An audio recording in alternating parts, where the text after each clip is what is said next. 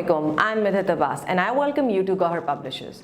They have a strategy of redefining the geography of education through digital resources for conceptual learning.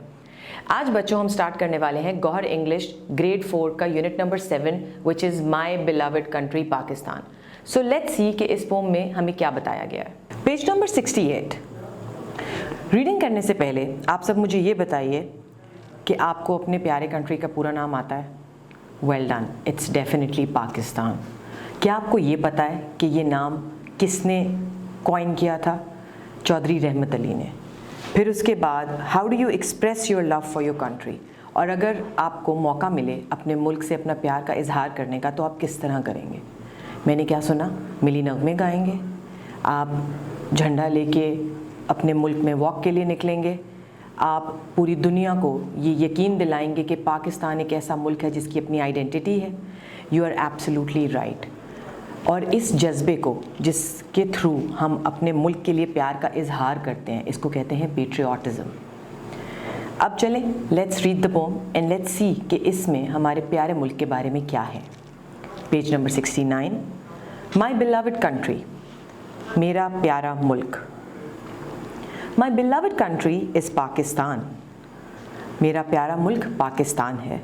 It's 4 provinces are Punjab, Sindh, KPK and Balochistan.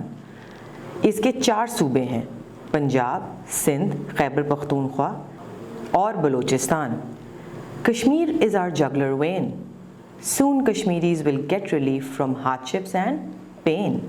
Kashmir हमारी शहरग है और बहुत जल्द कश्मीरियों को अपनी मुश्किलों से छुटकारा मिल जाएगा और उनकी तकलीफ़ और दर्द कम हो जाएंगे. क्या आप नोटिस कर रहे हैं कि किस तरह इनके एंड में राइमिंग वर्ड्स आ रहे हैं, जैसे पाकिस्तान और बलूचिस्तान, वेन और pain. Let's move ahead. Gilgit Baltistan is a paradise on earth. Its matchless beauty has great worth. Gilgit और बल्तिस्तान जो हमारे मुल्क के 2 मशहूर शहर हैं, ये ज़मीन पर जन्नत की नुमा हैं और इनकी जो खूबसूरती है वो बहुत बेमिसाल है. People believe in unity, faith and discipline. Our Quaid gave this great doctrine. लोग इत्तेहाद, ईमान और नज़्म ज़ब्त पर यकीन रखते हैं और हमारे कायद ने ये अजीम नज़रिया दिया था. People are hard working and strong. They help each other and avoid doing wrong. लोग मेहनती और मजबूत हैं, वो एक दूसरे की मदद करते हैं और गलत कामों से बचते हैं. We love to work day and night to serve Pakistan and win our fight. हम दिन रात काम करना पसंद करते हैं पाकिस्तान की खिदमत और अपनी जंग जीतने के लिए. Love for country, justice and education are like seeds. We should sow these through good deeds. मुल्क से मोहब्बत, इंसाफ और तालीम बीजों की मानद है. हमें नेक अमाल के ज़रिए इन बीज को बोना चाहिए. अब आप अगर फोकस करें तो इसके हर स्टैंजा में, जो कि 2 लाइन का एक स्टैंजा है, उसके एंड में राइमिंग वर्ड्स हैं. पहले वाले में पाकिस्तान और बलूचिस्तान, दूसरे वाले में वेन और पेन, आगे एक्सेलेंट, अर्थ एंड वर्थ, फिर डिसिप्लिन एंड डॉक्ट्राइन, फिर strong and wrong, night and fight, seeds and deeds. आप इन सब वर्ड्स को अंडरलाइन कीजिए और इनकी इम्पॉर्टेंस समझिए कि एक पोम में इट्स वेरी इंपॉर्टेंट कि आप राइमिंग वर्ड साथ रखें. प्लस इसके अलावा मैं ये चाहूँगी कि आप इस पोम को एक दफ़ा वीडियो पॉज करके दोबारा पढ़िए और कोशिश कीजिए कि उसको राइमिंग वर्ड्स को एक स्पेशल टोन में पढ़ें जहाँ वो एंड में एक दूसरे के साथ मिल जाएं. Page number 70. Exercise. The first section is oral communication skills. सबसे पहले इस सेक्शन में जो डील हो रहा है वो हो रहा है प्रोनाउंसिएशन ऑफ द. कंफ्यूज हो गए क्या कहते हैं? Let's see.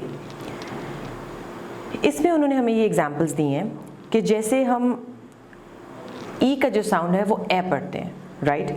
अब अगर हम इसको बी यानी BE वर्ड में पढ़ें तो ये बी हो जाएगा, जिसमें ये ई का साउंड देगा. इसी तरह नीचे बहुत सारे वर्ड्स दिए हुए हैं जिसको आपने पहले पढ़ना है और फिर उसकी जो प्रोनाउंसिएशन है उसको आइडेंटिफाई करना है. So let's see. अब जैसे द ईयर, अब दोनों में ई तो है बट द में इट्स ए एंड ईयर में इट्स ई. तो आपके सामने उन्होंने दोनों जो फोनिक्स हैं, जो प्रोनाउंसिएशंस हैं वो लिखी हुई हैं, आपने करेक्ट को टिक करना है. अब जैसे द ईयर, तो उसमें ईयर में ई की साउंड आ रही है तो आप पहले वाली ऑप्शन टिक करेंगे जिसमें उन्होंने आई लिखा हुआ है. जो कि वो इंडिकेट करता है द शॉर्ट साउंड ऑफ आई। फिर है द बुक, तो इसमें भी द ई आएगा। फिर है द डोर, फिर इसमें भी ए आएगा, the second option in both the. फिर we have the arm, again it's E. The table, इसमें टेबल में आगे ए आएगा, सो आप टिक करेंगे सेकेंड ऑप्शन को। फिर यू हैव द आइडिया, अब इसमें आई डी आ, सो ई की साउंड लॉन्ग वाली है, तो इसमें आप फर्स्ट ऑप्शन को टिक करेंगे। फिर यू हैव द एग, इसमें आप सेकेंड ऑप्शन को टिक करेंगे। फिर यू हैव द हाउस, इसमें एंड में ई है, जिसमें ई की जो साउंड है वो ब्लेंड हो रही है पूरे वर्ड के साथ, सो इसमें आप सेकेंड ऑप्शन को टिक करेंगे। फिर यू हैव द ऑरेंज, तो एंड में आपको साउंड नज़र आएगा, इसमें आपने फर्स्ट टिक करना है। फिर यू हैव द ग्लास, इसमें भी आपकी सेकेंड ऑप्शन टिक होगी।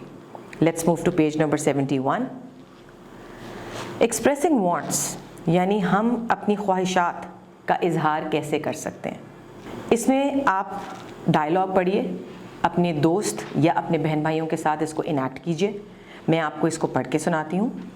Babar, I am thirsty, let's get something to drink, it's very hot. Mister Azam, let's go to the snack bar. Mister Azam, what do you want to drink? Babar, may I please have a milkshake? Lubna, may I please have a soft drink? Mrs Azam, and I'd like a cup of tea. Mister Azam, let's order. अब आप ये देखिए कि अगर आपने कुछ ऐसी चीज़ मांगनी है जो आपको चाहिए, तो आप किस तरीके से उसको कह सकते हैं। Next question, which is B. Question B is use the following words and expressions and write a dialogue to express needs. अब आपको नीचे उन्होंने कुछ ऐसे डायलॉग्स, कुछ ऐसे फ्रेजेस दिए हैं जिनको यूज़ करके आपने एक डायलॉग लिखना है। और आप क्या करेंगे, आप वीडियो पॉज करेंगे, अपना डायलॉग लिखेंगे and then you will match it with what I am saying. और डायलॉग लिखते हुए आप किन चीज़ों का ध्यान रखेंगे कि आपके पास उसकी पंक्चुएशन करेक्ट है, आपने कैपिटलाइजेशन ठीक की है, और जिस जगह जिस एक्सप्रेशन की ज़रूरत है आपने वहाँ यूज़ किया है। So I am thirsty, let's get something to drink. May I have a cup of cold coffee? May I please have soft drink? I'd like a cup of tea. So इस तरह आप अपना dialogue जो है वो पूरा कर सकते हैं। Question C says notice the expressions used to talk about needs and wants.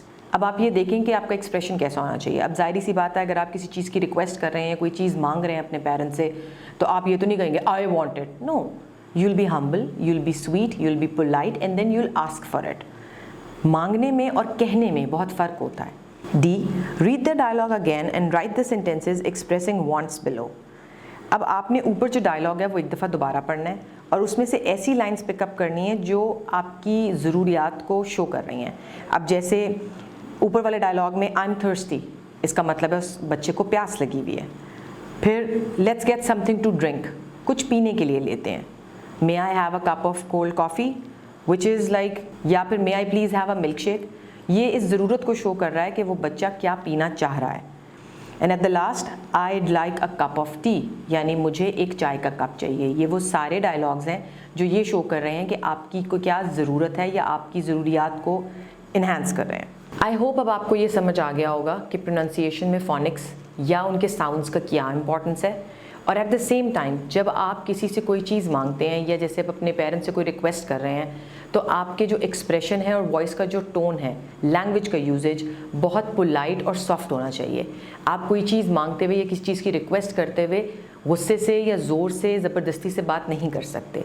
अब जो अगला हिस्सा एक्सरसाइज का वो हम डिस्कस करेंगे अगली वीडियो में। तब तक के लिए मुझे इजाज़त दीजिए। This is me signing off. Allah हाफिज़।